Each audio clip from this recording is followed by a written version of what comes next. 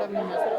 ಭವಾನಿ ಅಂತ ಸರ್. ಭವಾನಿ ಅಂತ. ಮೇಡಮ್ ಯುಗಾದಿ ಹಬ್ಬ ಯಾವ ರೀತಿ ಆಚರಿಸ್ತಾ ಇದ್ದೀರಾ? ನಾನು ಬಂದು ಉತ್ತರ ಕರ್ನಾಟಕ ದಾವಣಗೆರೆ ಕಡೆಯವಳು. ಸೊ ಅಲ್ಲಿದು ಯುಗಾದಿಗೂ ಇಲ್ಲಿರೋ ಯುಗಾದಿಗೂ ತುಂಬ ಡಿಫ್ರೆಂಟ್ ಐತೆ. ಅಲ್ಲಿ ಬಂದು ಒಂದಿನ ಶಾವಿಗೆ ಬಸಿತಾರೆ, ಇನ್ನೊಂದು ದಿನ ಹೋಳ್ಗೆ ಮಾಡ್ತಾರೆ. ಸೊ ಹೋಳ್ಗೆ ತಿಂದ್ಬಿಟ್ಟು ಚಂದ್ರನ ನೋಡಿ ಹಬ್ಬ ಕಂಪ್ಲೀಟ್ ಮಾಡ್ತಾರೆ. ಸೊ ಇಲ್ಲಿ ಹೆಂಗೆ ಅಂದರೆ ಬೇವು ಬೆಲ್ಲ ತಿಂದ್ಬಿಟ್ಟು ಯುಗಾದಿ ಹಬ್ಬನ ಕಂಪ್ಲೀಟ್ ಮಾಡ್ತಾರೆ, ಒಬ್ಬಟ್ಟು ಮಾಡಿಬಿಟ್ಟು ಕೂಡ. ನಿಮ್ಮ ಚಿಕ್ಕ ವಯಸ್ಸಿನ ಯುಗಾದಿ ಹಬ್ಬಕ್ಕೂ ಈಗಿನ ಯುಗಾದಿ ಹಬ್ಬಕ್ಕೂ ಯಾವ ರೀತಿ ಇದೆ ಡಿಫ್ರೆಂಟ್? ನನಗೆ ಚಿಕ್ಕ ವಯಸ್ಸಿನ ಯುಗಾದಿ ಹಬ್ಬನೇ ಇಷ್ಟ ಆಯಿತು ಸರ್. ಈ ವಾತಾವರಣಕ್ಕೆ ನಮ್ಮ ದಾವಣಗೆರೆ ವಾತಾವರಣಕ್ಕೆ ಕಂಪೇರ್ ಮಾಡಿದಾಗ ಅಲ್ಲಿರೋ ಹಬ್ಬದ ಫೆಸಿಲಿಟಿಗೂ ಇಲ್ಲಿರೋ ಹಬ್ಬದ ಫೆಸಿಲಿಟಿಗೂ ನಮಗೆ ದಾವಣಗೆರೆ ಹಬ್ಬನೇ ಚೆನ್ನಾಗಿದೆ ಸರ್. ಮೇಡಮ್ ಇನ್ನೊಂದು ಇಸ್ರಾಯಲ್ ಮತ್ತು ಇಸ್ರೇಲ್ ಯುದ್ಧಕ್ಕೆ ಇದ್ದಿರೋದ್ರಿಂದ ಗ್ಯಾಸ್ ಬೆಲೆ ಹೆಚ್ಚಾಗಿದೆ. ಆ ಗ್ಯಾಸ್ ಬೆಲೆನ ಈ ಹೂವಿನ ಮೇಲೆ ಏನಾರ ಪ್ರಭಾವ ಬೀರಿದೆ ಹೆಂಗೆ ಏನು? ಸರ್ ಅದು ಅನ್ನಿಸ್ತಿದೆ ಸರ್. ಯಾಕಂದರೆ ಅಲ್ಲೆಲ್ಲೋ ಯುದ್ಧಗಳಾಗಿರೋದಕ್ಕೆ ಇವಾಗ ಪ್ರತಿಯೊಬ್ಬರಿಗೂ ಸಿಲಿಂಡರ್ಗಳು ಸಿಗ್ತಾ ಇಲ್ಲ, ರೇಟ್ಗಳು ತುಂಬ ಆಗಿದ್ದಾವೆ. ಸೊ ಎಷ್ಟೋ ಬಡವ್ರ ಜನಕ್ಕೂ ತುಂಬ ಪ್ರಾಬ್ಲಮ್ ಆಗ್ತೈತೆ, ಅಷ್ಟು ಕೊಟ್ಟು ತಗೊಳಕ್ಕಾಗ್ತಿಲ್ಲ. ಬೆಂಗಳೂರಲ್ಲಿ ಎಲ್ಲಿದ್ದನೋ ಬಂದು ಜೀವನ ಮಾಡ್ತಿದ್ದಾರೆ, ಅವ್ರಿಗೆಲ್ಲ ತುಂಬ ಸಮಸ್ಯೆಗಳಾಗ್ತಿದ್ದಾವೆ.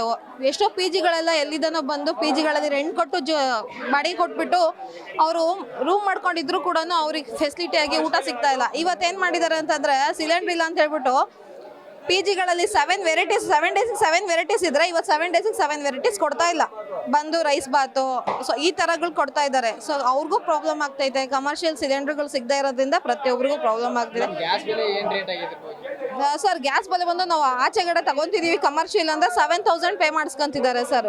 ಪಿ ಜಿಗಳಿಗೆಲ್ಲ 7000 ಪೇ ಮಾಡಿಸ್ಕೊಂತಾರೆ. ನಾರ್ಮಲ್ ಟೈಮಲ್ಲೇ 1500 1800 ಇತ್ತು ಸರ್. ಅದು ಇವಾಗ ಬಂದು 7000 ಪೇ ಮಾಡಿಸ್ಕೊಂತ ಅಟ್ಲೀಸ್ಟ್ 2000 ತೊಗೊಂಡೋದ್ರೂ ಪರವಾಗಿಲ್ಲ. 7000 8000 ಡಿಮ್ಯಾಂಡ್ ಮಾಡ್ತಾ ಇದ್ದಾರೆ. ಆದ್ರಿಂದ ಎಷ್ಟೋ ಬಿಸ್ನೆಸ್ಗಳು ಲಾಸ್ ಆಗ್ತಾ ಇದಾವೆ, ಹೋಟೆಲ್ಗಳು ಲಾಸ್ ಆಗ್ತಾ ಇದಾವೆ, ಹೋಟೆಲ್ಗಳು ಕ್ಲೋಸ್ ಮಾಡ್ಕೊಳ್ತಿದ್ದಾರೆ. ಅವತ್ತಿನ ದುಡಿಮೆಗೆ ದುಡಿಯೋರ್ಗೂ ಸಮಸ್ಯೆಗಳಾಗ್ತಾ ಇದಾವೆ ಸರ್.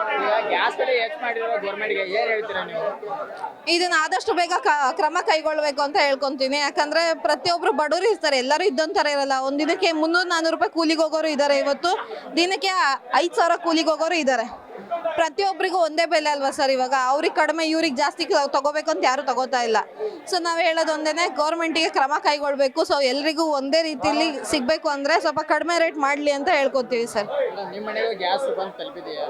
ಸರ್ ನಮ್ಮ ಮನೇಲಿ ಲಾಸ್ಟ್ ಮಂತೇ ತಲುಪಿತ್ತು ಸರ್. ಈ ಮಂತ್ ಸಿಗ್ತಾ ಇಲ್ಲ. ನಾವೀಗ 15 ದಿವಸದಿಂದ ಕೇಳ್ತಾ ಇದ್ದೀವಿ. ಅವರು ಇನ್ನೂ ವೇಟ್ ಮಾಡಿ ಅಂತಿದ್ದಾರೆ. ನಮ್ಮ ಏರಿಯಾದಲ್ಲಿರೋ ಸ್ವಿಚ್ ಆಫೇ ಮಾಡ್ಕೊಂಡಿದ್ದಾರೆ ಸಿಲಿಂಡರ್ ಸಿಗದೆ ಇರೋ ಕಾರಣ.